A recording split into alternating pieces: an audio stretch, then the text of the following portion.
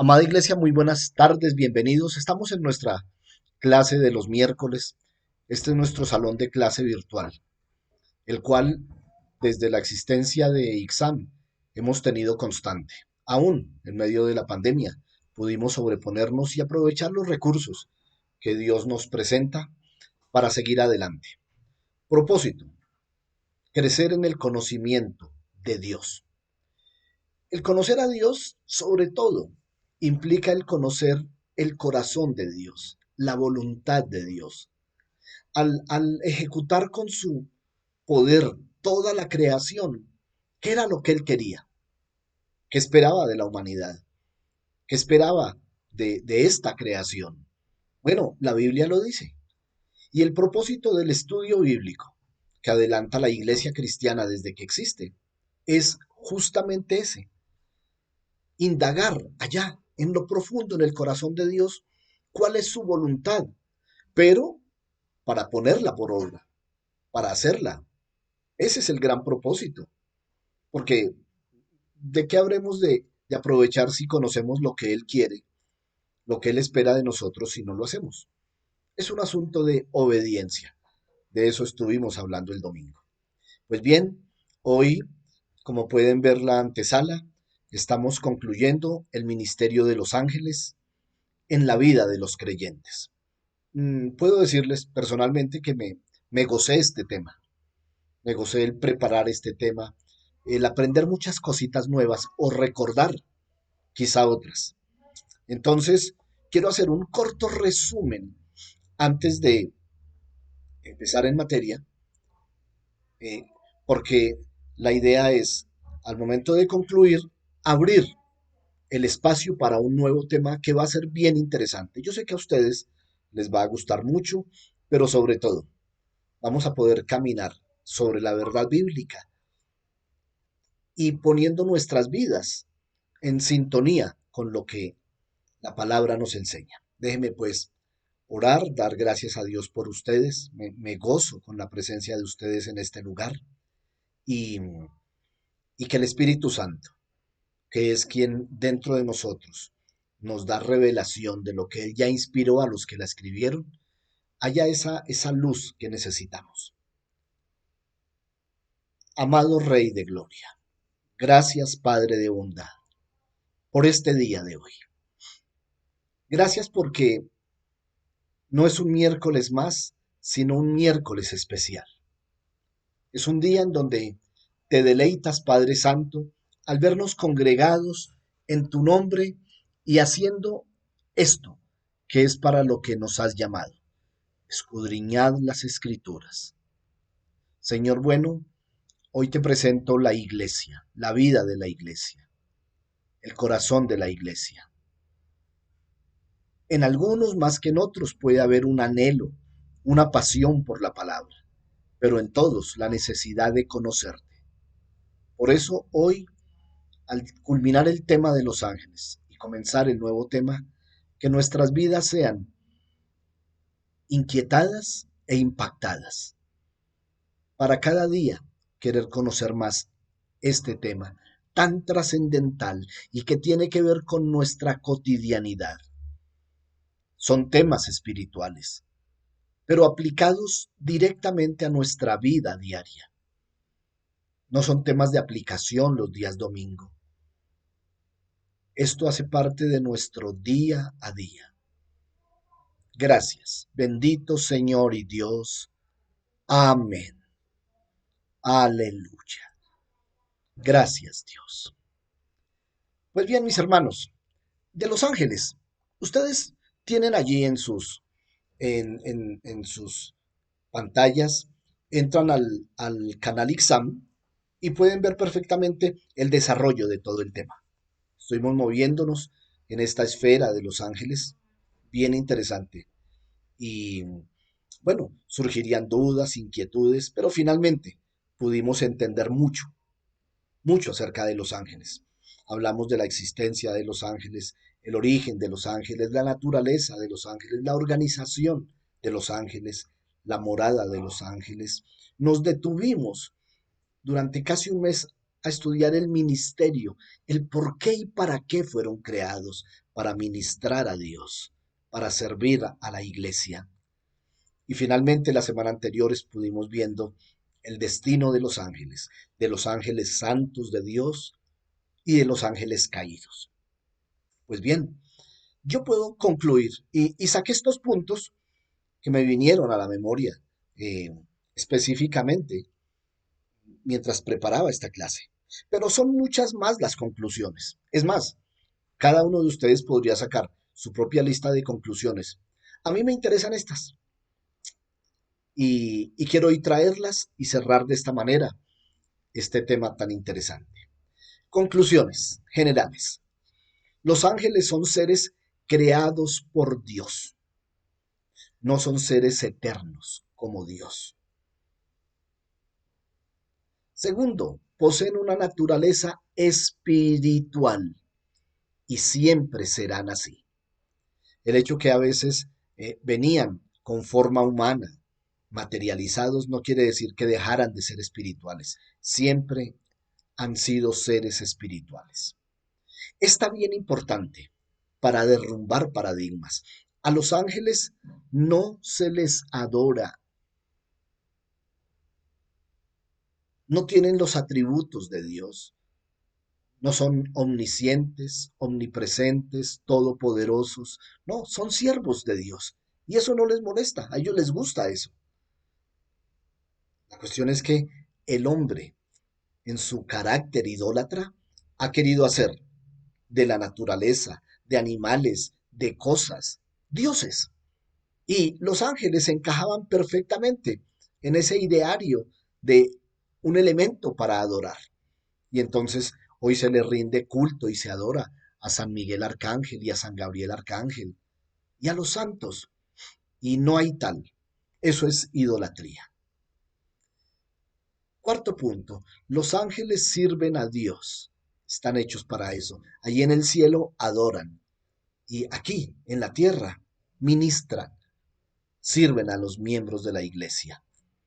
Desde que la iglesia existe, recuerden cómo cuidaban a Pedro, cómo preservaban las situaciones, cómo se les aparecían a Felipe allá en Hechos 8, cómo de una y otra manera estuvieron en el inicio de la iglesia y han permanecido con la iglesia. Bueno, otro punto bien interesante. Los ángeles santos escogidos de Dios y los ángeles caídos conforman dos ejércitos que se mueven en la arena del universo, en el cual usted, mi hermano y yo vivimos. Entonces, mientras estamos aquí en clase, en todo este mundo, en el universo más allá de la Tierra, dos ejércitos, el ejército celestial y el ejército de ángeles caídos, de demonios, de Satanás, están en continua lucha. Están comprometidos en una guerra incesante con un propósito: capturar las almas de los hombres. No, no, no quiere este ejército caído que millones y millones que están perdidos en el mundo lleguen a ser trasladados al reino de Dios. Esa guerra tiene este propósito. Otro punto, el destino de los ángeles santos es la gloria eterna, mientras el destino de los ángeles caídos es el fuego eterno, el infierno eterno, al cual se les ha guardado su juicio para ese fin, y ellos lo saben. Y uno que no escribí, pero es el que más tiene que ver con la cultura, por lo menos latinoamericana, y es que nuestros seres amados, cercanos, cuando mueren, se convierten en ángeles y como ángeles llegan a ser nuestros protectores.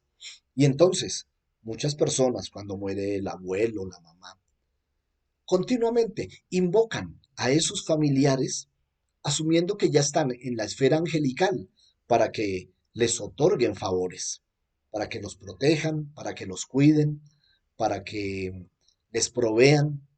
Son muchas, muchas las circunstancias que utilizan los hombres para clamar a esos seres queridos que están seguros que ya están. en la esfera de los ángeles. De tal manera que, mi hermano, usted que está allí, quizá tiene familiares que practican esa creencia, que le ponen una foto del ser querido y le ponen una vela. No, hermano, no hay tal. Bíblicamente, lo sabemos, lo estudiamos, no hay tal. El ser humano murió y así se quedó en su conformación humana, no llega a ser ángel. Si un día llegó a entregar su vida a Dios, pues allá nos veremos en los cielos. Si no, está esperando el llamado al juicio y tendrá de un juez justo su respectiva paga.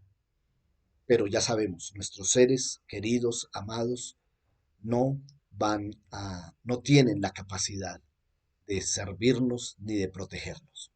Pues bien, queremos pues comenzar y lo quiero hacer de una vez con una petición. Vamos a comenzar a hablar de guerra espiritual. Lo hago específicamente desde el punto de vista teológico. ¿Por qué? ¿Por qué hago esta salvedad? Porque se ha hablado tanto, tanto de guerra espiritual y hay tantas equivocaciones, tantos paradigmas, tantas ilusiones que se han tejido alrededor de la guerra espiritual que solo tomando el factor teológico es lo que la Biblia dice, lo que Dios dice acerca de guerra espiritual, es lo que vamos a estudiar. De esa manera, podemos desechar todo lo demás. Quizá ustedes se han pertenecido a otras iglesias en donde había tiempos específicos de guerra espiritual. De pronto vamos a encontrar que no había fundamento para eso. Quiero pues que estemos muy apercibidos, muy conectados acerca de una realidad espiritual. Como es una introducción el día de hoy a la guerra espiritual, quiero comenzar tocando algunos versículos tanto del Antiguo como del Nuevo Testamento que tienen que ver específicamente con guerra espiritual. Si Dios lo permite, la próxima semana, el próximo miércoles 23, vamos a estar hablando de principios espirituales de la guerra espiritual. Principios bíblicos de la guerra espiritual, no versículos como tal. Por ejemplo, les puedo adelantar nuestro primer versículo, perdón, nuestro primer principio. Eh, Nuestro enemigo es Satanás. Ya, ese es un principio claro. Si necesito aclararlo a la luz del versículo, pues me voy a la palabra del apóstol Pablo, carta del apóstol Pablo a los Efesios en el capítulo 6. Nuestra lucha no es contra seres humanos. Nuestra lucha no es contra carne y sangre. Nuestra lucha es espiritual. Entonces, el próximo miércoles estaremos hablando de principios de guerra espiritual.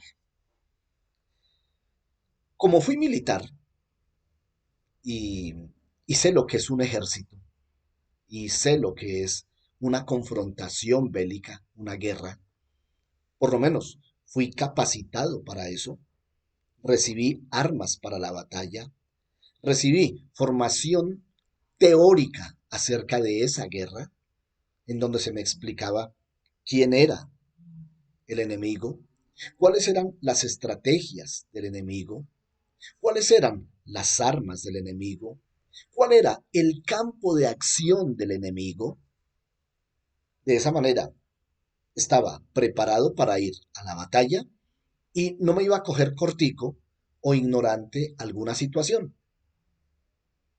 Pero siempre comparé, porque en el caso colombiano, la confrontación bélica es de un ejército regular, el Ejército Nacional de Colombia, del cual yo hacía parte, un ejército institucional, es decir, dentro del orden constitucional del país. Un ejército con una jerarquía formada a través de los años y capacitada de la manera más idónea.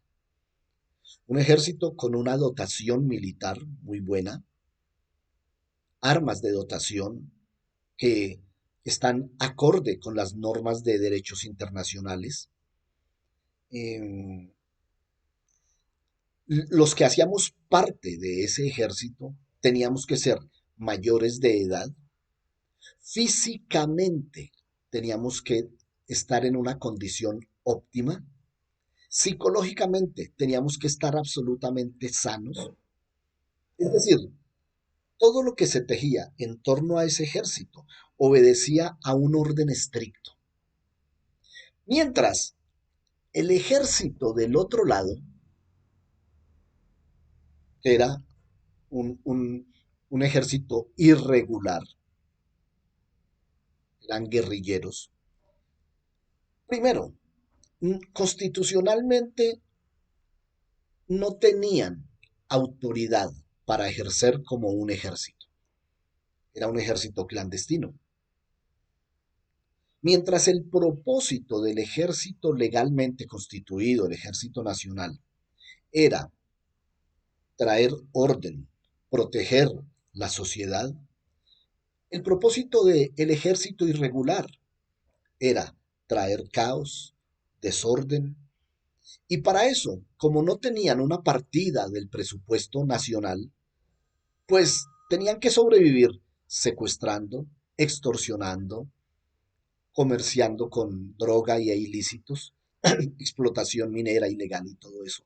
Entonces, empecemos a mirar un ejército ordenado, organizado, estructurado y legal, absolutamente legal, contra un ejército irregular, ilegal, desordenado.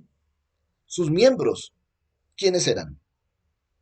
Asesinos, bandoleros, eh, presos que se habían fugado, convictos.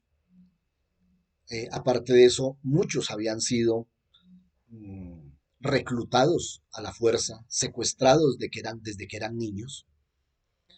Eh, por ningún lado atendía a una guerra de iguales. Las armas, unos tenían rifles, otros carabinas, otros fusiles, otros pistolas, otros revólveres, no había uniformidad.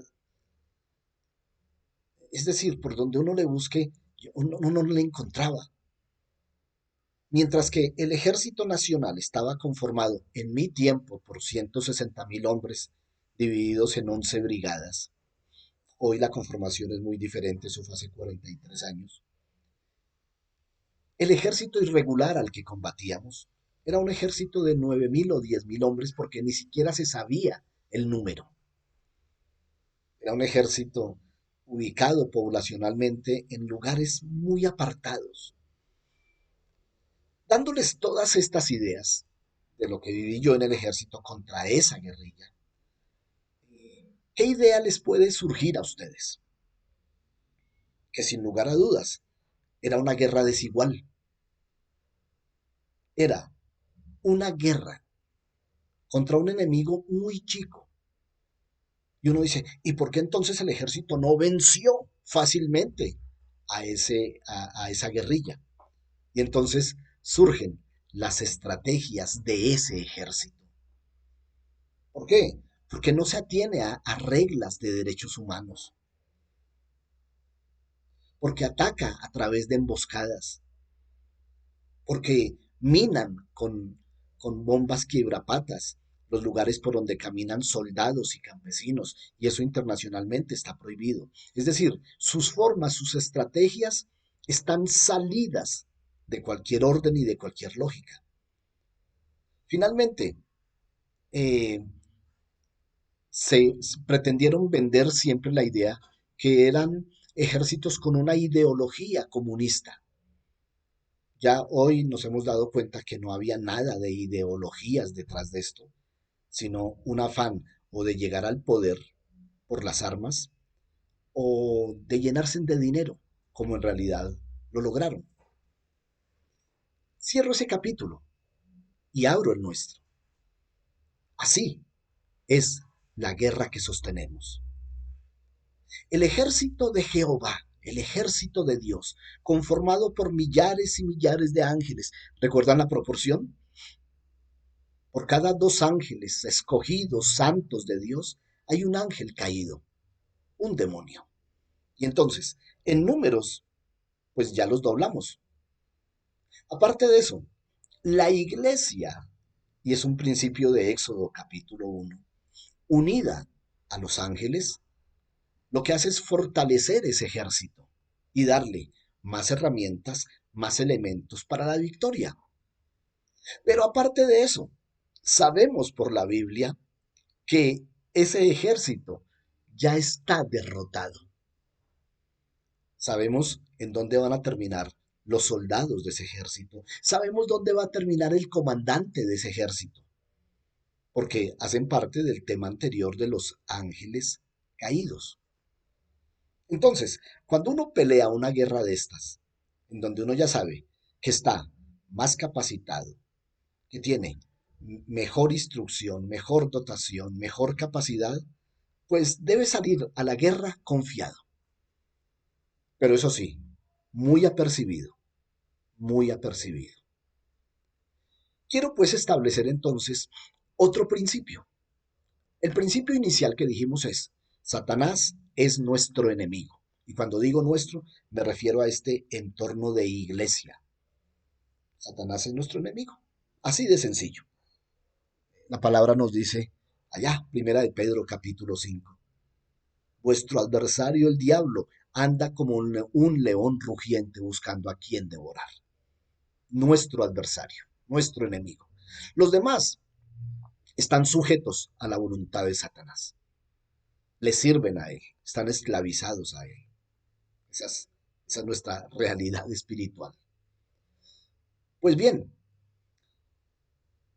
ese principio del cual es necesario, y es necesario que todos vivamos en ese principio, es, iglesia, estamos en guerra. Usted y yo, mi hermano, Primera de Corintios capítulo 2, nos recuerda que nosotros, el cuerpo de Cristo, somos espirituales. El día que fuimos traspasados, trasladados del reino de la muerte, del reino de las tinieblas, al reino de la luz, al reino de Dios, ese día recibimos un sello, el Espíritu Santo. Y el Espíritu Santo viviendo en el creyente lo convierte en un ser espiritual. Tengamos claridad en eso.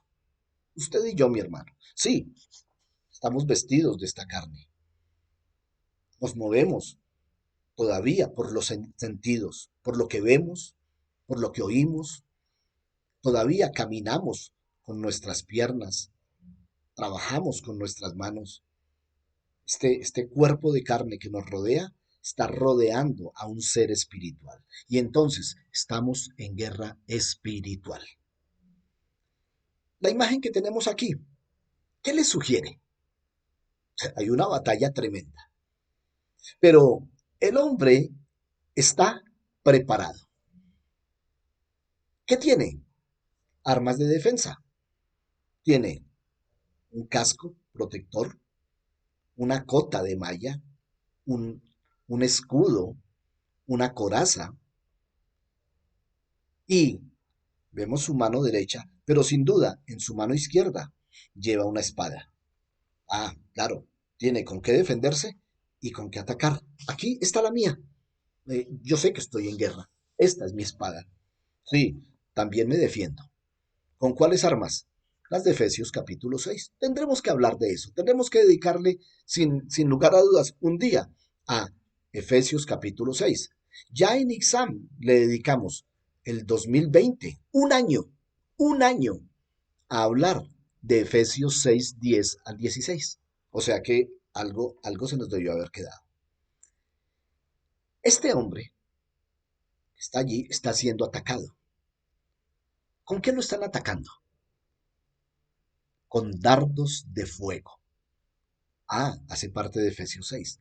Dardos de fuego del maligno. Y entonces hablaremos qué son esos dardos de fuego del maligno. El diablo es estratega. y sabe cómo atacarnos.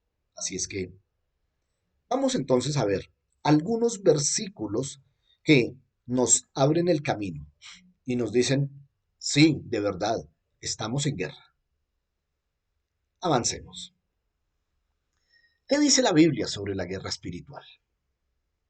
Bueno, Efesios, voy a leer solo del 10 al 13. Recuerda cómo comienza el versículo 1. Está hablando instrucciones a la familia. En el versículo 10 dice, por lo demás, hermanos, fortaleceos en el Señor y en el poder de su fuerza. Bueno, vamos a empezar a tocar esto. O bueno, no lo toquemos. Voy a leerlo nomás. Y vamos a dejarlo para dedicarle un miércoles a hablar solo de esta porción. Fortalezcámonos pues en el Señor y en el poder de la fuerza del Señor. Revestíos con toda la armadura de Dios, para que podáis estar firmes contra las acechanzas del diablo. Porque nuestra lucha no es contra carne y sangre, sino contra principados, contra potestades, contra los poderes de este mundo de tinieblas, contra las huestes espirituales de maldad en las regiones celestiales. Por tanto, tomemos toda la armadura de Dios para que podamos resistir en el día malo y habiendo hecho esto, estar firmes. ¿Para qué es la armadura de Dios? Para que nuestra vida espiritual camine firme, sustentada, fundamentada, porque la pelea es peleando, no hay duda. Continuamos, otro. Segunda de Corintios 10. De esto sí que les he hablado al cabo de los años, por más de 20 años. Cada vez que puedo tocar este tema lo hago. Pablo les está escribiendo a Corintios. Recuerden quiénes eran los corintios. Miren, la audiencia de Pablo en Efesios era una, completamente diferente a esta de Pablo en Corintios, a los corintios. Recuerden que Corinto era un puerto donde había mucho pecado. Y allí, y allí, Dios plantó una iglesia a través del ministerio de Pablo. ¿Quiénes la conformaban? Pues los que habían trabajado en embarcaciones, habían trabajado en el puerto, los comerciantes del sector, quizá prestamistas, quizá dueños de bares y lugares de pecado ahí en el puerto, como en todos los puertos. Y ellos empezaron a oír el mensaje y de ellos muchos escucharon el mensaje y conformaron la iglesia. Y entonces, la iglesia pues atiende a personas, a niños espirituales que fueron sacados de un mundo de pecado, pero que habían establecido sus vidas sobre patrones pecaminosos. Y entonces a Pablo le llega la noticia de qué clase de vida está viviendo la iglesia cristiana en Corinto. Y entonces Pablo por eso les escribe estas cartas. Y estuvimos hablando hace poco de las eh, cartas que una de esas cartas se perdió, porque después de la segunda carta Pablo dice, en la tercera carta les escribiré acerca de esto y finalmente, pero bueno, les está diciendo a estos corintios, pues aunque andamos en la carne, estamos vestidos de carne, no luchamos según la carne.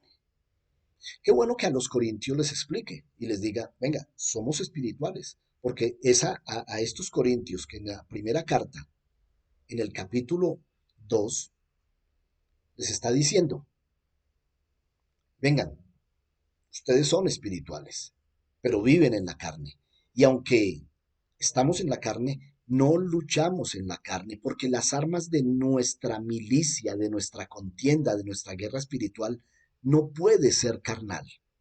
Pero eso sí, son armas poderosas en Dios. Y le dice para qué, para la destrucción de fortalezas. Aquí le está dando mucha claridad acerca de un asunto. Le está hablando claramente acerca de una realidad. Una que no aparece en Efesios. Aquí le está diciendo, miren, lo que tenemos que hacer, porque no solamente es defendernos, ¿no?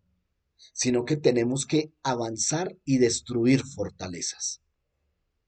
Ya hablaremos de qué fortalezas.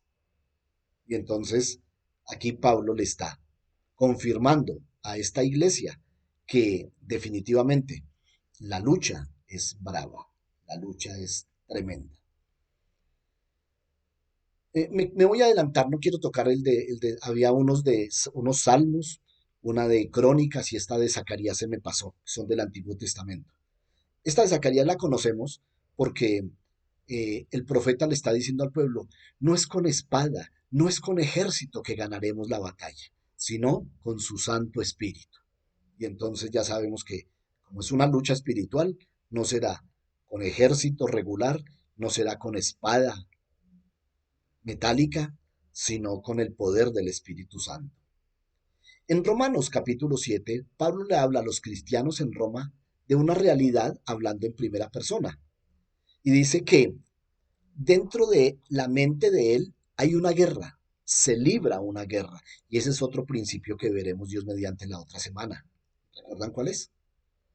El principio es, amados, el principal campo de batalla, donde se libran las más duras batallas, es en la mente del creyente.